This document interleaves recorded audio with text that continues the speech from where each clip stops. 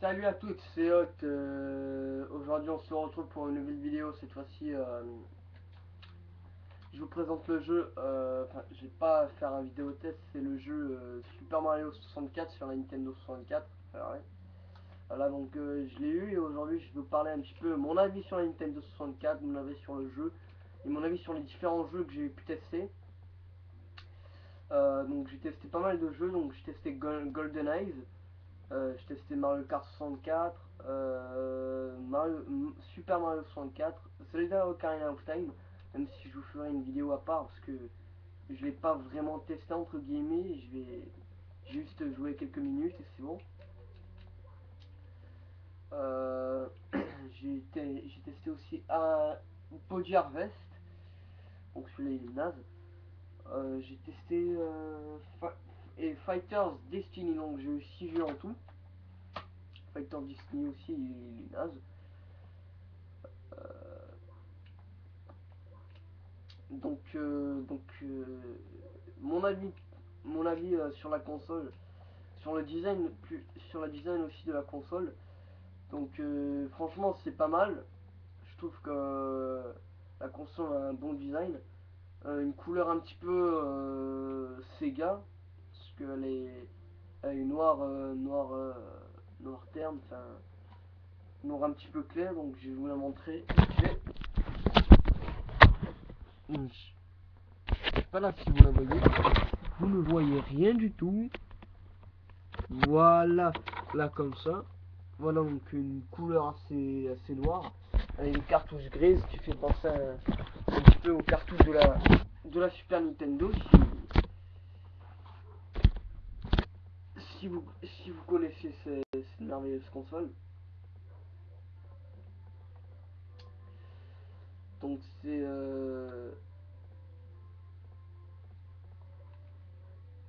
une console 64 bits.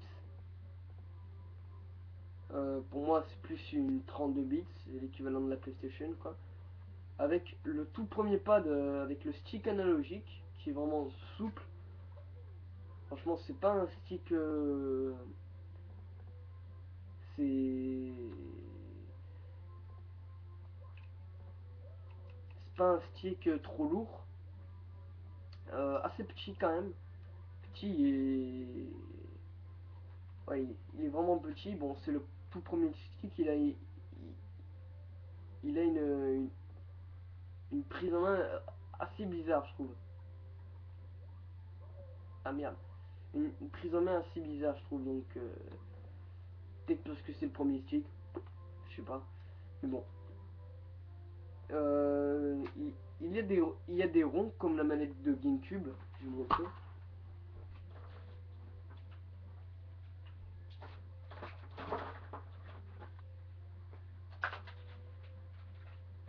Oh.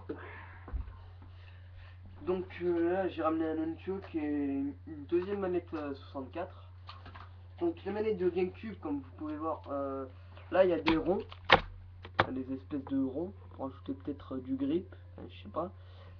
Et pareil sur celle de 64. Il y a des espèces de ronds en relief. Et pareil pour le nunchuk, il y a un rond. Et pareil pour la manette classique. Donc c'est peut-être la mode de Nintendo de rajouter des ronds partout sur leur pad, mais bon. Euh, Après tout, hein, pourquoi pas. Ça rajoute du grip, etc. Donc sur la manette, il y a un espèce de machin comme ceci. Donc ça, je ne sais pas, peut-être que c'est une carte mémoire. Ou c'est simplement là pour ajouter de la lourdeur à la manette. Voilà. Donc peut-être qu'il n'y a pas de pile de sauvegarde. Enfin, dans les cartouches, mais ça m'étonnerait ça. Qu'il n'y a pas de pile de sauvegarde dans les cartouches. Donc, oh, ah putain. Donc, bref,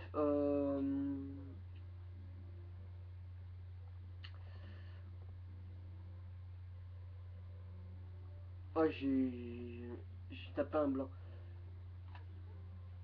Donc, dans ce Mario 64, j'ai parlé un petit peu du jeu. On peut vraiment aller partout. Il y a un bon accès. aspect exploration dans le jeu, dans le sens où on peut se balader à travers les niveaux, il y a des explorations pour récupérer les étoiles, etc. Franchement, c'est un très bon jeu. D'ailleurs, avec le stick analogique, ça se manie plutôt bien. Un problème, c'est que le stick analogique, il devrait être là normalement. Normalement ici. Sauf que je sais pas pourquoi.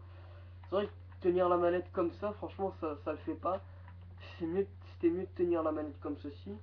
Mais non, on la tient comme ceci. Bon, ça rajoute un petit peu de. Bah,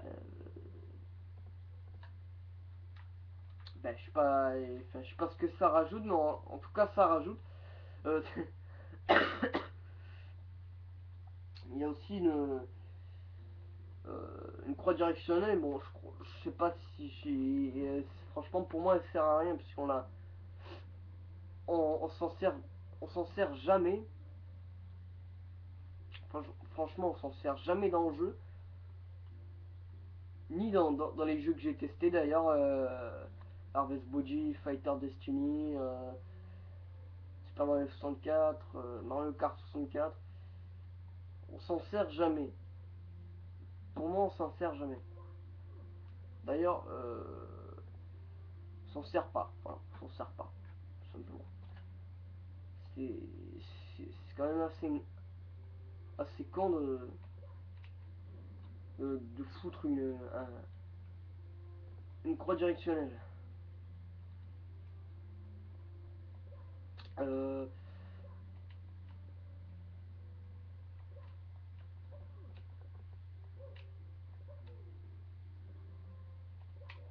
euh, pour l'ergonomie de la manette, ça se manie plutôt bien, franchement, ça, il y a une bonne prise en main. Je m'attendais pas franchement à ça. Euh, je m'attendais pas à ce qu'il y ait une aussi bonne prise en main.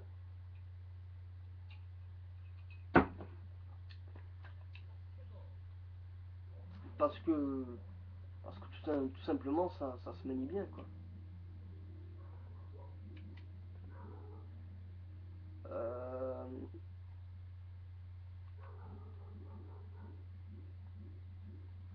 Il y a dans Mario 64 aussi, je vais parler du bon mode exploration. Il y a plusieurs types aussi de gameplay. C'est-à-dire en appuyant sur la gâchette là que vous voyez là, ouais, c'est la gâchette Z, on est accroupi et on peut ramper, on peut, on peut faire la charge rodéo comme ça, le coup de fesse, et on peut faire le salto arrière. Après, on peut faire aussi le saut en longueur. Tout est basé sur, pour moi, ouais, presque, je pense que même tous les mouvements sont basés sur sur, sur cette gâchette et surtout aussi sur ce stick analogue. Parce que dès qu'on appuie sur la touche sur la touche ici en fait qui est des flèches, on peut vraiment bouger de, bouger de dans toutes les directions avec le stick. Donc ça donne un truc pas mal. Après, euh,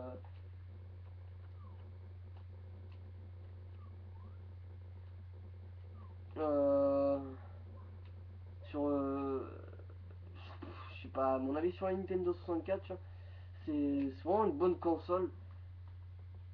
Je savais pas que Nintendo pouvait faire autant de trucs avec Mario, autant de mouvements,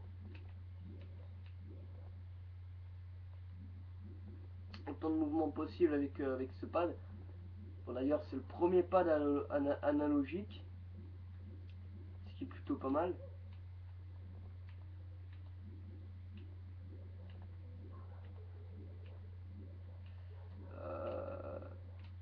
Euh, ce pad, je crois qu'il est sorti en même temps que le pad Night Christmas Night avec le pad de Saturn.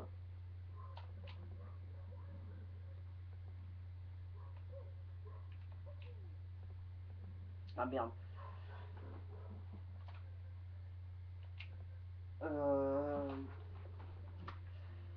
Bah, que dire sur Nintendo 64. Bon, c'est une très bonne console, hein.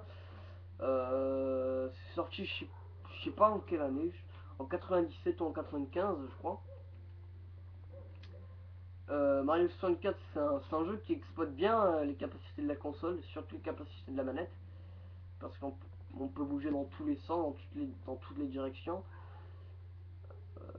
C'est vraiment un très bon pad, une très bonne console et surtout un très bon jeu. Parce que franchement, Mario 64 c'est un jeu culte, de pas par ses graphismes, de pas par son gameplay, de partout quoi en fait. Par son gameplay, par ses graphismes, par sa musique aussi, parce qu'il a une musique d'open world, enfin d'overworld, enfin, je sais pas comment on dit ça, assez entraînante, assez magique je trouve. Et franchement c'est ce qui fait un grand bonheur du jeu.